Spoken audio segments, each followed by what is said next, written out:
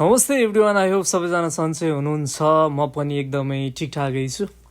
मैले चाहिँ नयाँ ब्लग लिएर यहाँहरू समक्ष आइसकेको छु होइन। आज चाहिँ हामी कलेजबाट सबैजना साथीहरू मिलेर चाहिँ हिरोसिमा केन्द्रमा भएको म्याजिमा भन्ने ठाउँमा जानको लागि चाहिँ रेडी भएर निस्किसकेको छौँ होइन।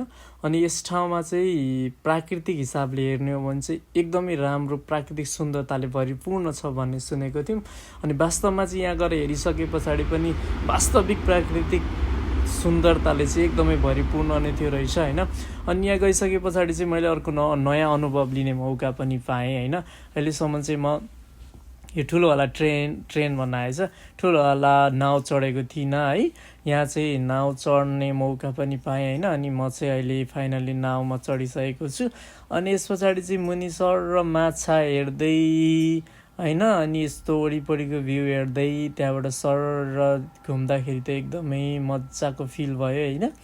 अनि त्यस पछाडि चाहिँ साथीहरू पनि थिए। अनि साथीहरू पनि कतिपय साथीहरू फर्स्ट टाइमै चढेको रहेछन्, म पनि फर्स्ट टाइमै थिएँ। अनि साथीलाई सोधेको कस्तो भइरहेछ भनेर, ओ साथी बवाल भइरहेछ भनेर साथीले पनि भन्यो होइन। अनि मलाई पनि एकदमै रमाइलो लागिरहेको थियो।